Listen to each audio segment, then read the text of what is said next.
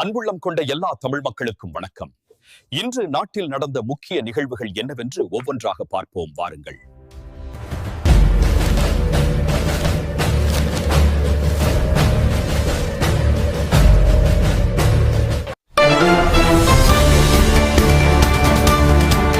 விஜயை இன்னும் அடிக்க ஆரம்பிக்கவில்லை, ஆனால் இனிமேல் அதை செய்வேன். தமிழக பாஜக முன்னாள் தலைவர் அண்ணாமலை அதிரடி பேட்டி. மதுரையில் நிகழ்ச்சி ஒன்றில் நடைபெற்ற செய்தியாளர் சந்திப்பில் அண்ணாமலை அவர்கள் கூறியது: டிவிகேவை நான் இன்னும் அடிக்க ஆரம்பிக்கவில்லை. ஏனென்றால் தமிழ்நாடு அரசியலில் என்னுடைய பேச்சை மாற்றி பேசும் ஆள் நான் இல்லை. விஜய் அரசியலுக்கு வந்த முதல் நாள் நான் என்ன சொன்னேனோ அதே கருத்தை தான் இன்றும் சொல்கிறேன். அரசியலுக்கு புதியவர்கள் வர வேண்டும் என்பதே என்னுடைய விருப்பம். அதே நேரத்தில் விஜய் அவர்கள் டப்பா என்ஜின் என்று கூறியதற்கான பதிலடி நான் ஏற்கனவே கொடுத்துவிட்டேன். எங்களுடன் கூட்டணி சேரவில்லை என்பதற்காக நான் மாற்றி பேசவில்லை.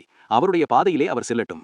அதே நேரத்தில் தமிழக வெற்றி கழகமோ அல்லது விஜய் அவர்களோ கட்சியில் இருக்கும் அல்லு சில்லுகளை வைத்துக்கொண்டு வம்பிழுத்தார்கள் என்றால் என்னுடைய பதிலும் கடுமையாக இருக்கும். அது வேண்டாம் என்று நான் நினைக்கிறேன். விஜய் நாகரிகமான அரசியல் மேற்கொள்வேன் என்று சொன்னதின் காரணமாக நானும் நாகரிகமான பதிலையே சொல்கிறேன். தமிழக வெற்றிக் கழகம் தன்னுடைய 2ஆம் கட்ட 3ஆம் கட்ட அல்லது 4 கட்சி மாறி வந்தவர்களை வைத்துக்கொண்டு கீழ்த்தரமாக செயல்பட வேண்டும் என்று எண்ணினால் அதே பாணியில் அவர்களுக்கு தக்க பதிலடி கொடுப்பேன்.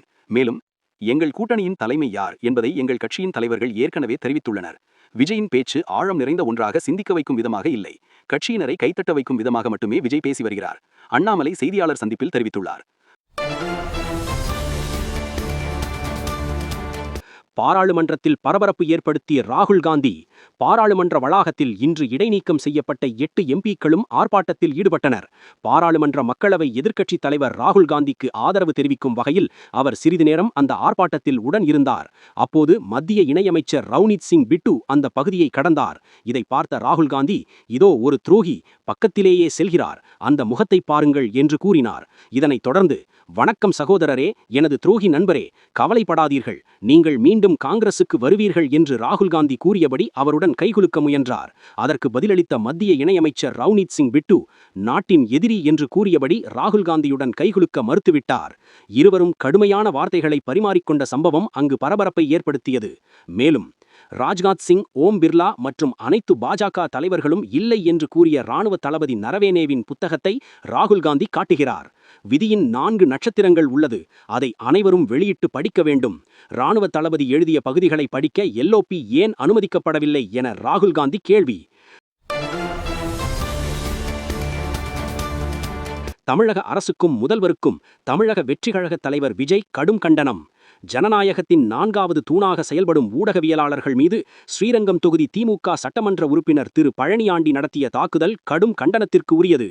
குவாரி தொடர்பாக செய்தி சேகரிக்கச் சென்ற நியூஸ் தமிழ் 24/7 செய்தி தொலைக்காட்சி ஊடகவியலாளர்கள் மீது ஸ்ரீரங்கம் தொகுதி திமுக சட்டமன்ற உறுப்பினர் திரு பழனியாண்டி நடத்திய கொடூரமான தாக்குதல் வீடியோ அண்மையில் வெளியானது. அதற்கு பிறகும் அவர் மீது வழக்கு பதிவு செய்து கைது நடவடிக்கை எடுக்காமல் வேடிக்கை பார்க்கும் நிலையில்தான் முதல்வர் அவர்கள் இருக்கிறார் என்பது வெட்கக்கேடானது. பொதுமக்களால் தேர்ந்தெடுக்கப்பட்ட மக்கள் பிரதிநிதி பொதுவெளியில் இவ்வளவு மோசமாக செயல்படுவது தமிழ்நாட்டில் சட்ட ஒழுங்கு சீரழிந்து கிடக்கிறது என்பதற்கு இன்னும் ஒரு சான்றாகும். ஊடகவியலாளர்கள் மீது தாக்குதல் நடத்திய சட்டமன்ற உறுப்பினர் மீது வழக்கு பதிவு செய்து உரிய சட்ட நடவடிக்கை மேற்கொள்ள வேண்டும். பாதிக்கப்பட்ட ஊடகவியலாளர்களுக்கு உரிய நீதி கிடைக்க வழிவகை செய்ய வேண்டும் என வலியுறுத்துகிறேன். தமிழ்நாடே பாதுகாப்பின்றி பதைபதைத்திருக்கையில் தூக்கத்தில் இருக்கும் முதல்வரால் மக்கள் துயரத்தில் இருக்கிறார்கள். இப்படிப்பட்ட ஆட்சியை மக்கள் வருகின்ற சட்டமன்ற தேர்தலில் தூக்கி எறிவது உறுதி உறுதி உறுதி என தமிழக வெற்றிக் கழக தலைவர் விஜய் அவர்கள் அறிக்கை வெளியிட்டுள்ளார். காவல்துறையினருக்கு பாடம் புகட்டுவோம். உயர்நீதிமன்றம் மதுரை அமர்வு. அஜித்குமார் கொலை வழக்கில் தவறு செய்த காவல்துறையினருக்கு பாடம் புகட்டுவோம். ஒன்றுமே இல்லாத வழக்கிற்கு ஒருவரை அடித்து கொலை செய்துவிட்டனர். இளைஞர் அஜித்குமாரை காவலர்கள் தாக்கியதற்கு முன்விரோதமா? வழக்கு விசாரணை முடியும் வரை காவலர்கள் சிறையில் இருக்க வேண்டும். உயர்நீதிமன்றம் மதுரை அமர்வு உத்தரவு. KR பெரியகருப்பன் பேட்டி. முதல்வர் மு.க. ஸ்டாலின் தலைமையிலான நல்லாட்சிக்கு மக்களின் பேராதரவைக் கண்டு பதற்றத்தில் உள்ளார் எடப்பாடி பழனிசாமி. வண்டியாக வாக்குறுதி கொடுத்தாலும் எடப்பாடி பழனிசாமியை மக்கள் நம்ப மாட்டார்கள். அமைச்சர் KR பெரியகருப்பன் பேட்டி. இதுபோன்ற தமிழகத்தின் முக்கிய செய்திகளை உடனுக்குடன் தெரிந்து கொள்ள நமது ஹர்ஷா ராக்கர் எவ்ரிதிங் சேனலை சப்ஸ்கிரைப் செய்து கொள்ளுங்கள் மற்றும் பெல் பட்டனை கிளிக் செய்யுங்கள். நன்றி, வணக்கம்.